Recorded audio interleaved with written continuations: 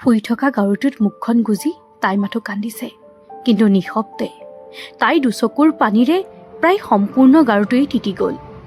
কাষতে শুই থকা তাইৰ স্বামীয়ে কিন্তু কমকেই নাপালে, কাৰণ তেখেত এতিয়া ব্যস্ত তেখেতৰ নতুন প্ৰেমিকাৰ লগত হোৱাটছএপত প্ৰেমৰ বাৰ্তালাপ কৰাত। আগতে সি ভয় কৰিছিল, তাইৰ পৰা মোবাইলটো লুকুৱাই ৰাখিছিল। ধৰা পৰাৰ ভয়ত সি তাৰ ফোনৰ পাছৱৰ্ড সঘনাই সলনি কৰিছিল। আজিকালি সি কিন্তু একো নলুকোৱা হ'ল। তাই কিবা গম পাব বুলি ভয় নকৰা হ'ল। তাইৰ সন্মুখতে প্ৰেমিকাৰ লগত কথা পাতে, মেছেজ কৰে। হয়তো তাইৰ প্ৰতি থকা ভালপোৱা একেবাৰেই শেষ হৈ গ'ল। সি চাগে এতিয়া মনে মনে তাই তাৰ পৰা আঁতৰি যোৱাটোৱেই বিচাৰে। 10 বছৰ ভালপোৱাৰ হয়তো এয়াই পৰিণতি। লিজাৰ সেই দিনটোৰ স্মৃতিবোৰ চকুৰ সন্মুখলৈ ভাহি আহিল, যিদিনা সিহঁত দুটা এক হৈছিল। কাইলৈ আবেলিলৈ ওলাই থাকিবা, মই তোমাক আনিবলৈ যাম। কি? মোকনো ঘপককৈ কলৈ নিম বুলি ভাবিলা?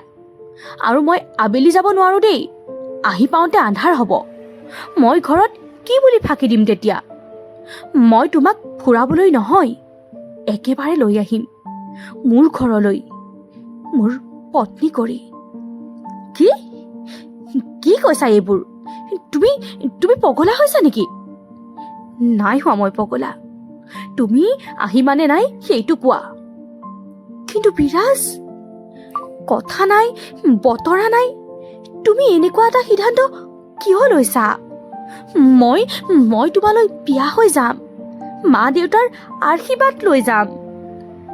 নাই লিজা, মই ইমান দিন অপেক্ষা কৰিব নোৱাৰো।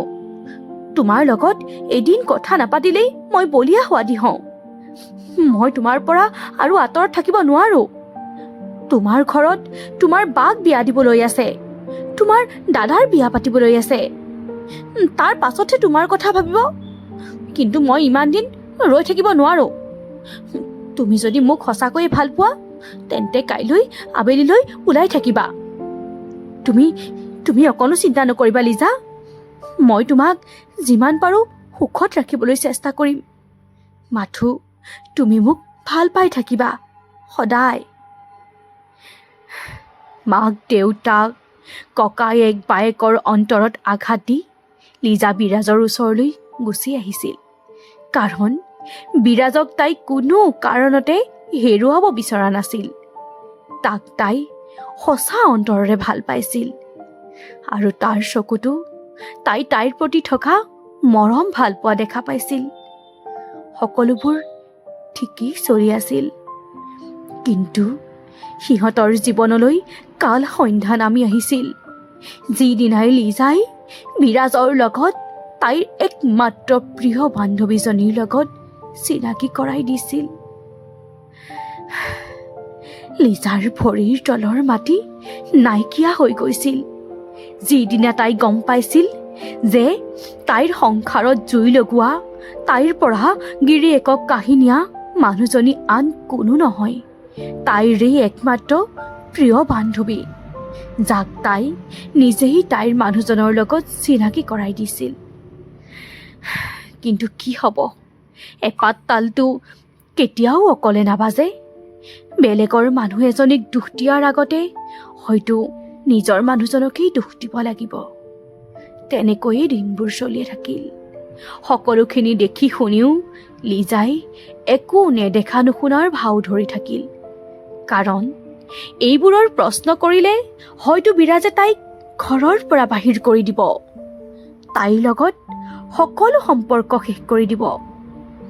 তেতিয়া তাইৰ কি হ'ব? কলৈ যাব তাই?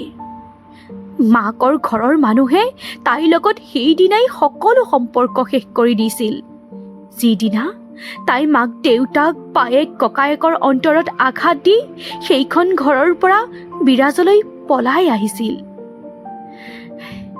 লিজাই আজি বিৰাজক বহুত ফূৰ্তিত থকা দেখা পালে। তাইৰ লগত আজি সি ভালকৈয়ে কথা পাতিছে। হয়তো সি নিজৰ ভুল উপলব্ধি কৰিব পাৰিছে।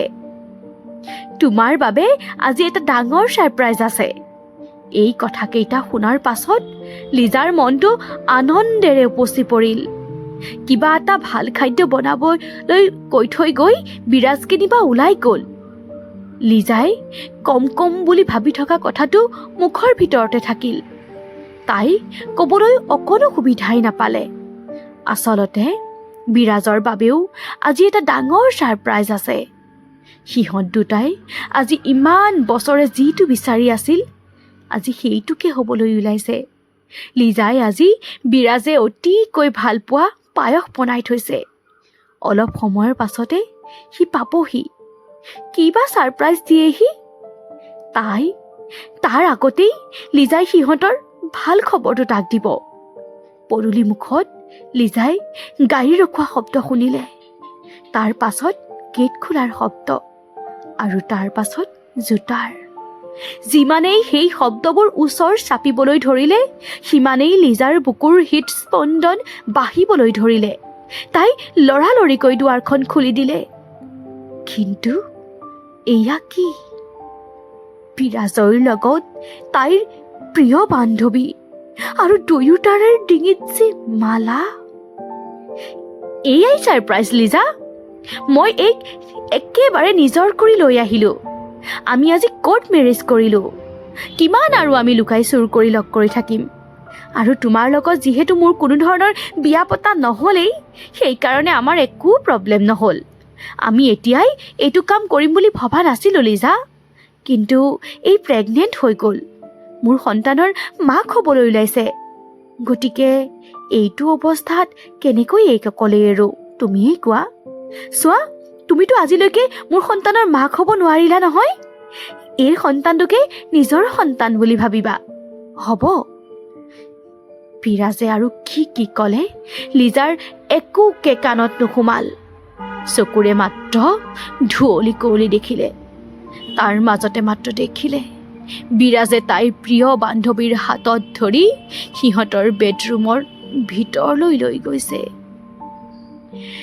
লিজাৰ ল'ৰাটো এতিয়া 3 বছৰীয়া হ'ল। তাক স্কুলত নাম লগাবৰ হ'ল। তাইতকৈ বেছি ধৰফৰণি লাগিছে ককাক আইতাকৰহে। সেইদিনা বাটৰ কাষত বেহুচ হৈ পৰি থকা লিজাক নিজৰ মাক দেউতাকেই ঘৰলৈ তুলি আনিলে, যিয়ে তাইক মৰিল বুলি এৰি দিছিল। আৰু এতিয়া লিজাৰ ল'ৰাটোৱেই পুতেকক অকালতে হেৰুৱাৰ দুখ ককাক আইতাকৰ পৰা নাইকিয়া কৰি থৈছে। শুনামতে বিৰাজক হেনো তাৰ দ্বিতীয় পত্নীয়ে তাৰ হাতত এজনী 3 বছৰীয়া কণমানি ছোৱালী এৰি আকৌ অন্য পুৰুষলৈ পলাই গ'ল। ধন্যবাদ।